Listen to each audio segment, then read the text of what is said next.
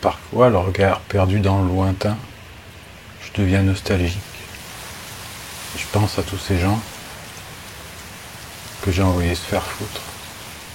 Que sont-ils devenus? Sont-ils parvenus?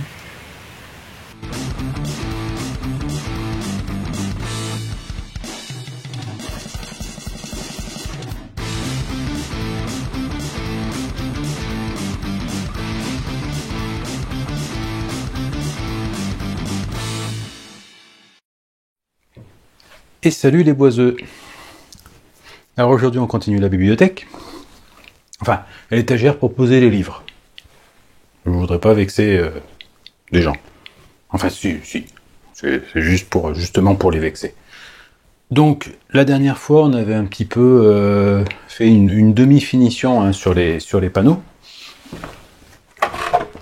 Donc sur les plateaux d'étagère. Et là, je m'apprête à les couper. Alors, toujours un peu stressant ce genre de moment, parce que forcément, si je coupe trop court, c'est mort. Je vais quand même faire attention. Ceci étant dit, on va regarder un petit peu comment il faut procéder pour faire un rectangle à partir d'un truc qui est quand même relativement tordu, puisque je ne sais pas si vous vous souvenez, mais ce qu'on avait fait, c'est qu'on était parti sur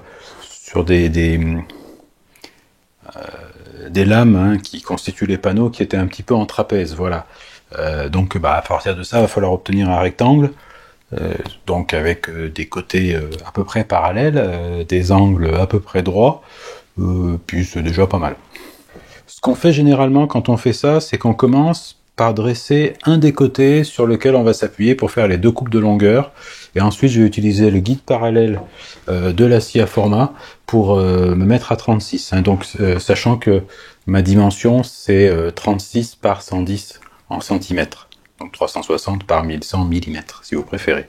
Voilà. Donc dans un premier temps, ce que je vais faire, c'est que je vais fixer le panneau sur le chariot pour couper un premier côté. Oui, je sais ce que vous vous dites, cet idiot-là, il est en train de nous expliquer comment on coupe un rectangle. Parfaitement, et j'assume. Les cons, ça ose tout. C'est même à ça qu'on les reconnaît. Parce qu'au final, c'est pas si évident.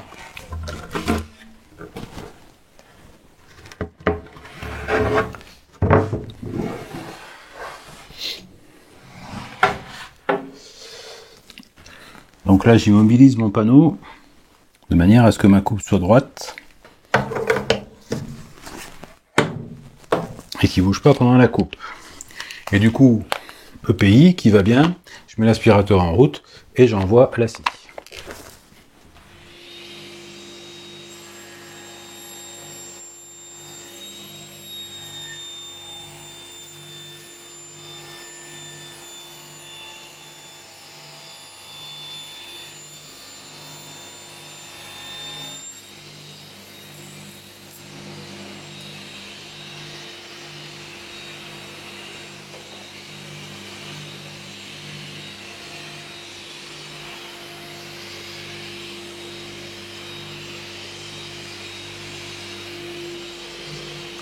J'adore cette machine. Voilà, donc une fois que ça c'est fait, maintenant je vais pouvoir couper mes deux côtés courts d'équerre. Et ensuite je passe en coupe sur le guide parallèle et j'ai mes 1100 par 36, sachant que ce guide-là, je l'ai calé à 1100 et je vais faire tous mes panneaux de la même façon.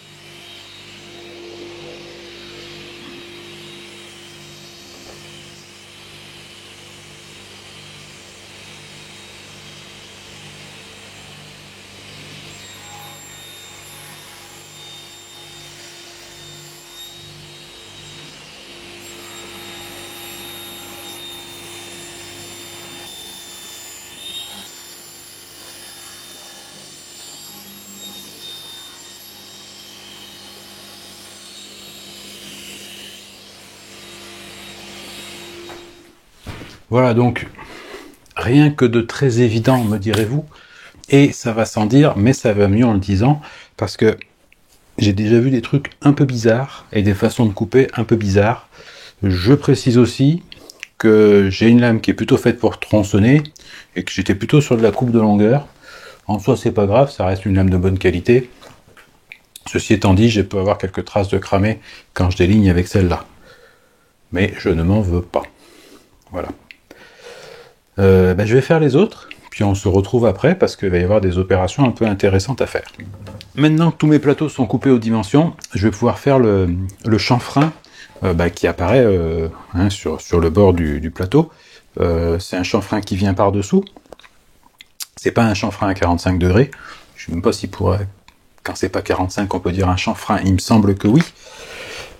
Mais vous faites ce que vous voulez.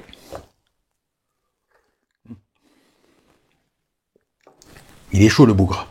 Maintenant, on va faire ce fameux chanfrein. J'ai monté déjà et j'ai réglé tout ce qu'il fallait, donc j'ai mis le rouleau à calibrer. Je vous montre après l'usinage ce que j'ai mis comme dispositif de protection notamment. C'est un peu bricolé, mais ça me permet d'usiner en sécurité. Alors bien sûr, c'est pas le genre de choses que vous devez faire quand vous n'avez pas d'expérience de la toupie, on est d'accord, hein, c'est quand on a un petit peu l'habitude déjà. Je suis pas un expert, mais là, je considère que voilà, je suis en sécurité, je suis sûr de moi. Je vais lancer cet usinage-là. Une chose à savoir quand même, quand on fait de l'usinage comme ça, donc c'est un usinage type plate-bande en quelque sorte, comme j'ai pas d'outil à plate-bande, j'utilise le rouleau à calibrer et je vais passer mes pièces verticalement. J'ai de la chance parce que en hauteur sous plafond, ça passe juste. Donc on fait toujours d'abord à travers fil et ensuite dans le sens du fil. Comme ça, le peu d'arrachement qu'on peut avoir eu à travers fil, il disparaît quand on vient faire dans le sens du fil. Hein. C'est toujours comme ça qu'on usine les plates-bandes sur les panneaux. Toujours d'abord à travers fil et on termine toujours par le sens du fil. Donc ça, c'est vraiment le truc à savoir là. Tout le reste, c'est pas très compliqué. Hein. Voilà, faut faire ses réglages, voir un petit peu le chanfrein qu'on veut obtenir. Alors juste pour la petite histoire, comme mes plateaux font 25, j'ai pris des plaques d'OSB de 25 de manière à regarder un petit peu ce que ça me donnerait.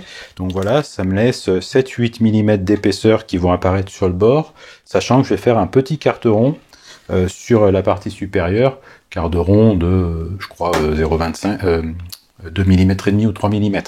Voilà. Juste pour finir, l'avantage de ça, c'est que quand on regarde l'étagère sur le côté, on n'a pas cette impression massive, on a plus une impression de finesse. C'est généralement pour ça qu'on vient faire des chanfreins par en dessous. Voilà. Donc, j'ai fait ça sur un morceau d'OSB pour voir ce que ça donnait. Quand on n'a pas d'éclat sur l'OSB, en général, on n'en a pas sur ça, parce que sur l'OSB, le sens du fil, c'est n'importe quoi, donc justement, c'est assez pratique pour faire le test. C'est l'avantage du rouleau à calibrer à plaquette. Donc là, on le voit hein, dans le trou ici. Donc là, je vais attaquer l'usinage. Je vais juste déplacer la seconde caméra pour peut-être permettre de mieux voir.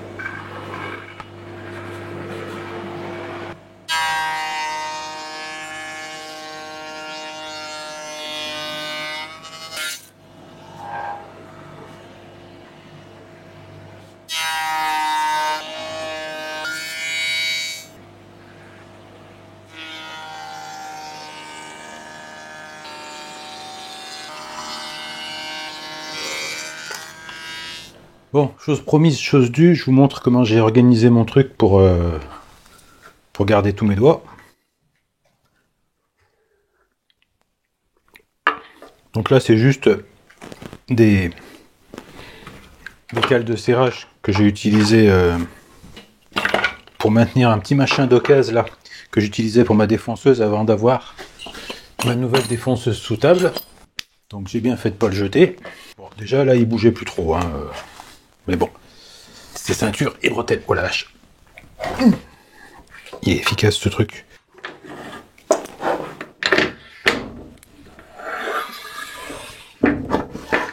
Ouais, donc ça me permet juste en fait d'être d'équerre et parallèle à ça, puis de faire un chemin qui fait en sorte de plaquer la pièce contre les guides de la toupie, d'une part, et puis d'autre part, ça me permet aussi de ne pas pouvoir y passer mes doigts. Ça me permet de ne pas pouvoir.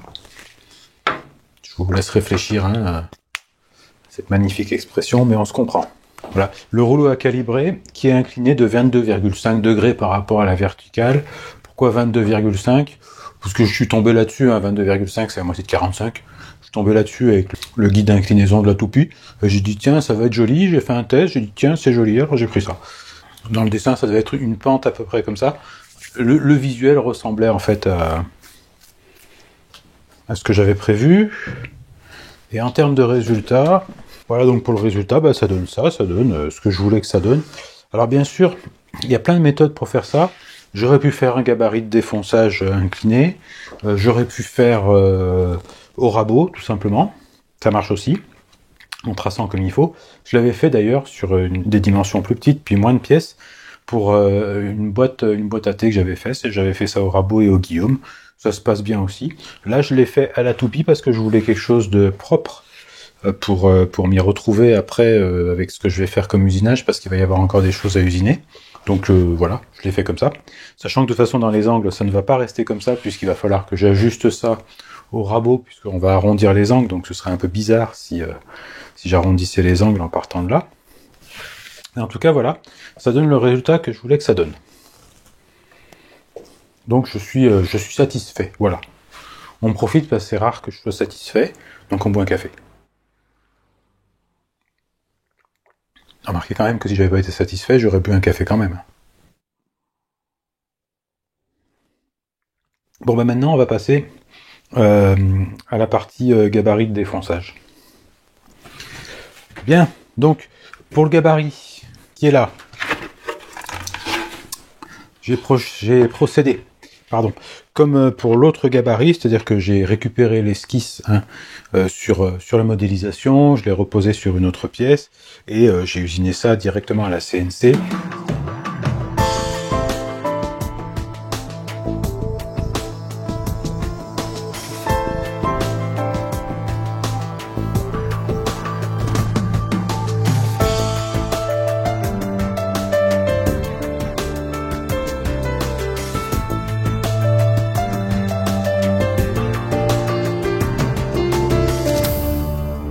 N'empêche pas qu'on peut faire un gabarit comme ça à la main. J'ai déjà fait des vidéos dessus. Je vous avais mis les URL dans l'ancienne description. Et puis pour les autres, vous avez qu'à chercher un peu dans les vidéos de la chaîne, bande de feignants. Voilà. Alors, ce qui est intéressant de noter, c'est que, alors bien sûr, ça a le profil d'un angle de l'étagère, donc je le poserai sur un angle de l'étagère. Mais si vous regardez bien ici, là, et là, ces deux morceaux-là, ils ont une vocation simple, c'est que d'abord, ils vont permettre d'arrêter la fraise quand tu vas être avec la défonceuse, plutôt que d'arriver sur le bord du gabarit, de tomber et de risquer d'entailler le côté des étagères, ce que je ne veux pas bien sûr. Là, le bord du gabarit, en fait, quand ça va arriver dans cet endroit-là de l'encoche, la fraise, le roulement de la fraise va buter sur cette partie-là et va s'arrêter proprement, comme ça j'ai pas de problème. Ça a un autre avantage, c'est que je vais venir y mettre sur les côtés deux petites pièces de bois que j'ai mis où sont là, voilà, des pièces de bois comme ça, ce qui va me faciliter le positionnement, et donc comme ça, ça viendra se caler sur mes deux côtés de mon truc, et parce que on va voir qu'on va sûrement être amené à le positionner de chaque côté de la pièce. Donc comme ces trucs-là font pile l'épaisseur, font l'épaisseur à peu près de mes panneaux, même si j'ai fait le chanfrein, ça me permettra de m'appuyer dessus quand même. Mais on va voir ça après. Avant de continuer, je vais vous montrer un truc parce que dans la dernière vidéo, j'ai eu des commentaires par rapport à l'usinage des montants là, et notamment ces parties-là, où on m'a demandé ce qui se passerait si jamais j'avais pas mis les bouchons. Donc on va parler de ce qui se passerait si j'avais pas mis les bouchons, et puis on va parler de ce qui se passe quand j'ai mis un coup de fraise dans le montant. Je vous avais montré que à un endroit du montant, j'avais laissé de la matière là. Je sais pas si on voit bien, mais c'est pas très important. Qu'est-ce qui se passerait avec la fraise à arrondir? Donc ce que j'ai fait, c'est que j'ai récupéré une pièce comme ça. Donc là on voit qu'il y a toujours les trous. Donc on va voir ce que ça donne avec la fraise à arrondir si je tombe dans le trou. Et puis là j'ai simulé avec une râpe un coup de fraise. Donc là encore on va voir ce que ça donne quand il y a un coup de fraise dans le montant et ce que ça fait au niveau du cardo. Voilà. Donc je vais mettre ça de côté et on regarde ça.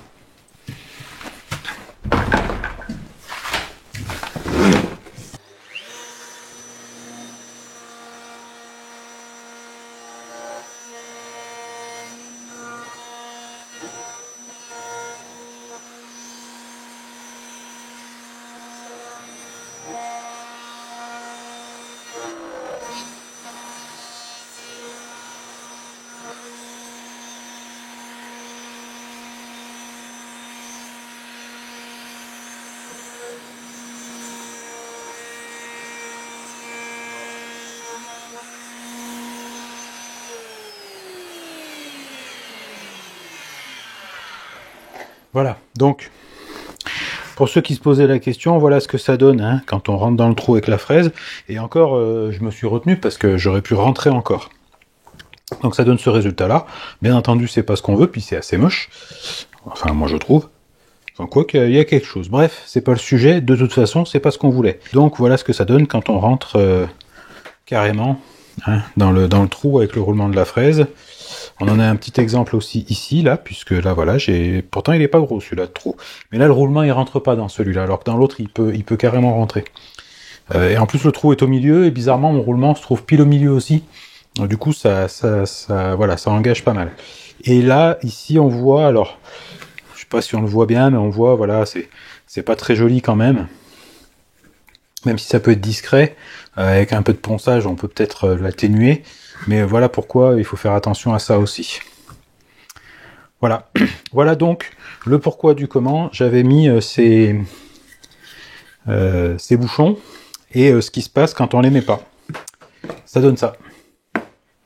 Donc maintenant qu'on a dit ça, on va regarder un petit peu ce que va donner notre gabarit. Alors déjà, donc là j'ai mis du ruban de masquage, c'est juste pour éviter les éclats parce que je vais dégrossir avec une lame assez costaud et des assez grosses dents à la scie sauteuse. J'ai pas grand chose de plus à dire, on y va quoi, il y a pas. Alors pourquoi la scie sauteuse, pas la scie à ruban, etc. Si je pourrais la scie à ruban, mais des grands plateaux comme ça, je serais sans doute gêné pour les manipuler. Je pense qu'à la scie sauteuse ça va aller bien.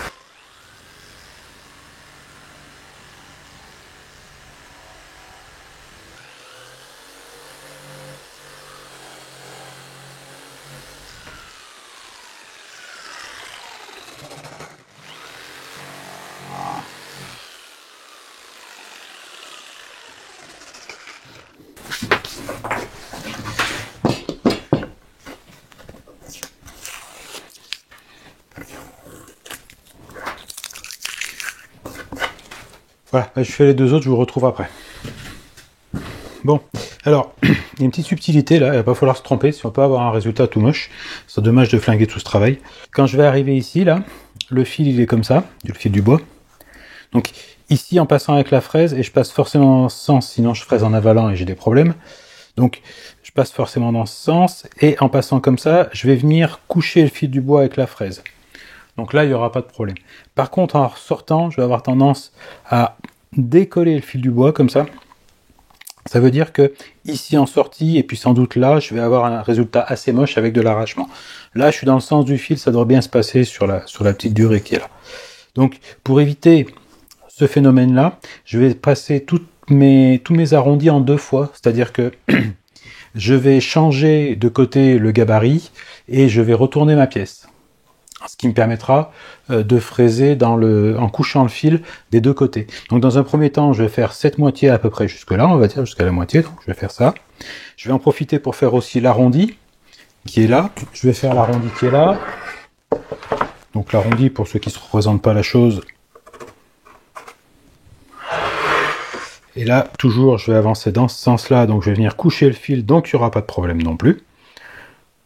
Je vais essayer de ne pas bourriner pour ne pas cramer le bois, mais il n'y aura pas de problème. Donc je vais fixer mon gabarit et je vais faire ça. Ensuite, je vais soit changer de fraise sans changer le gabarit de place, ça c'est possible. Dans ce cas-là, je prends une fraise à affleurer, je fraiserai par en dessous, mais si je fais ça en fraisant par en dessous, il va y avoir un petit problème parce que je ne peux pas m'appuyer comme je veux. Soit je retourne la pièce et le gabarit en mettant le gabarit de l'autre côté, et c'est pour ça que je l'ai prévu symétrique, voilà, pour le mettre des 2 côtés. Et si je fais cette manip-là, j'aurai pas de problème, puisque la deuxième phase va se faire aussi en couchant le fil du bois. Je vous fais la petite démo, parce que c'est pas forcément super clair en le disant. Parce qu'il y a des fois, ça va mieux en le faisant qu'en le disant. Et pourtant, en le disant, c'est long. C'est nul.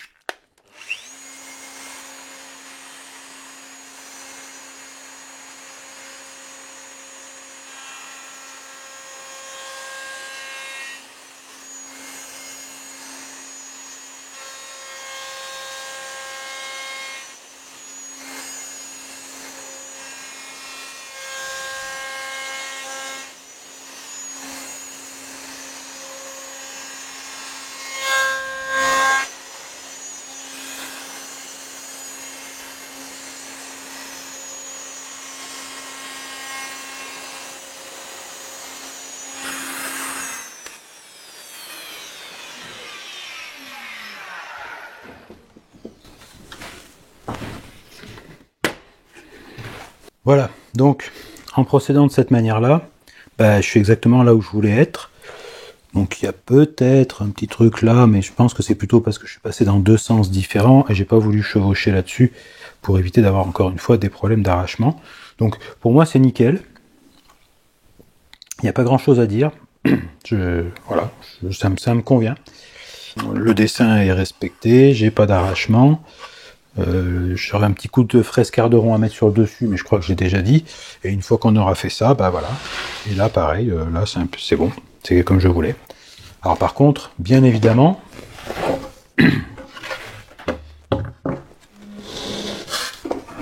ici en dessous, il va y avoir à reprendre ça pour que ce soit arrondi, comme ça doit l'être.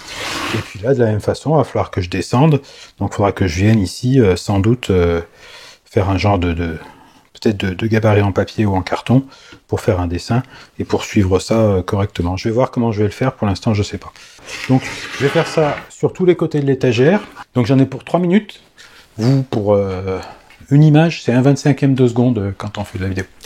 Donc vous en avez pour une image. Donc voilà, une étagère finie. Donc ce qu'il faudra quand même que je fasse ici, bien sûr, c'est qu'il faudra que je vienne reprendre de façon à continuer le creux. Hein, pour que ça fasse pas un arrêt comme ça, là, parce que c'est pas très esthétique. Voilà. Donc je viendrai reprendre ça.